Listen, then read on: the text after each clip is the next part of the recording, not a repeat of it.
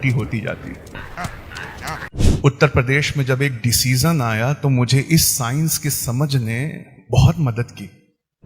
UP की government ने एक डिसीजन लिया कि अजान नहीं देने देंगे, लाउड स्पीकर्स को नीचे उतार देंगे।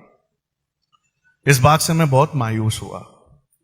समरकंद में मैंने ये बात जब समझाई तो उन्होंने मुझे बताया कि क्या ऐसी अजानें होती हैं जैसे हमारे समरकंद और बुखारा में होती हैं? मैंने कहा नहीं, अजानें ऐसी होती हैं जिसको सुनने वाले का दिल, चाहे वो ईमान वाला ही क्यों ना हो, मैं अपने रब के सिवा किसी से नहीं डरता, इसलिए सच बोल रहा हूं, हम अजानें ऐसी देने लगे थे कि सुनने वाले को वो नागवार गुजर रही थी। सुनने वाला महसूस करता कि ये अजान बहुत ही कर्कश आवाज में दी जा रही है। इस वजह से जिस रब ने चोच में दांत नहीं दिए, जिस रब ने चारपायों को फैला दिया, उसने हमसे अजान देने का हक भी उत्तर प्रदेश में छीन लिया। इस वजह से जब इस प्रोग्राम की डेट मुझसे मांगी गई तो मैंने हर काम छोड़कर आने का सोचा, क्योंकि दिन में 5 मर्तबा अगर किसी मुसलमान का किसी गैर मुस्लिम से पहला पाला अगर पड़ता है तो वो अजान से है। और यकीन मानिए, दुनिया के एक सबसे बड़े बॉक्सर की ये सच्ची कहानी है जो आज रात को आपको गूगल करके पढ़ना है।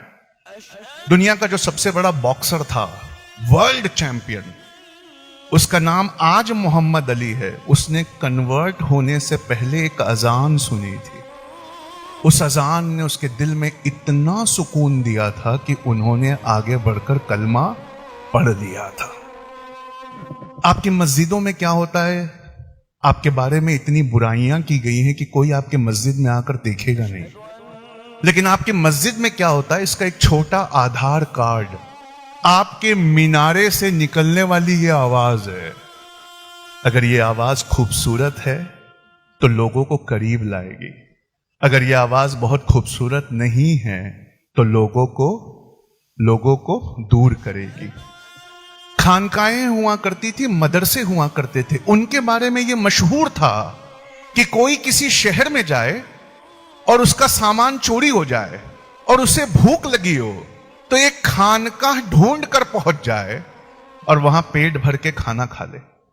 आज 2024 में ये बातें गुरुद्वारों के लिए मशहूर है। आपकी खानकाहों की शानदार चीजें अब किसी और ने ले ली है। लफ्जों का असर वाइब्रेशंस के जरिए हमारे खून पे, हमारे दिमाग पे और हमारे दिल पर बहुत गहरा होता है। इसकी एक मिसाल मैं देना चाहता हूं ताकि बात समझ में आए कि अजान अच्छी देना क्यों जरूरी है। आपने कभी किसी बेहतरीन लीडर की अच्छी तकरीर सुनी है? वो तकरीर स्टेज पर से दे रहा है, आप उससे बहुत दूर बैठे हैं, लेकिन वो लफ्जों के चयन को ऐसे करता है और अपने लफ्जों को अदा ऐसे करता है कि सुनने वाले का ब्लड प्रेशर बढ़ जाता है, उसकी सांसें तेज हो जाती है, उसके दिल में कुछ वक्त के लिए ये आता है कि मुझे अपनी कौम के लिए, अपने समाज, अपने देश के लिए कुछ करना है। ये अजानें जब मस्जिदों से पुकारी जाती हैं,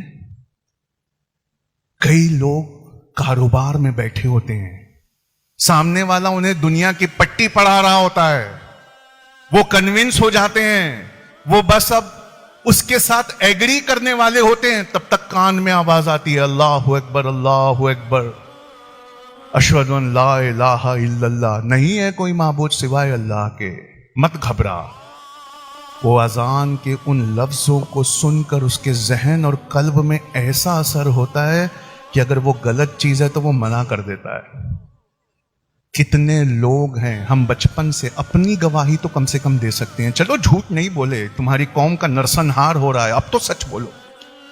क्या बचपन से कोई शरारत करते वक्त या कोई गुनाह की तरफ बढ़ते वक्त जब अजान की आवाज कान में आती तो क्या हम गुनाहों से नहीं रुक जाते थे? क्या हम वो शरारत नहीं छोड़ देते थे? क्या हम टीवी और ड्रामे को नहीं बंद कर देते थे? जब अजानों की आवाजें ऐसी होती हैं, एक पूरी नस्ल बड़ी हो रही है जिनको अजानों से कुछ लेना देना नहीं है। और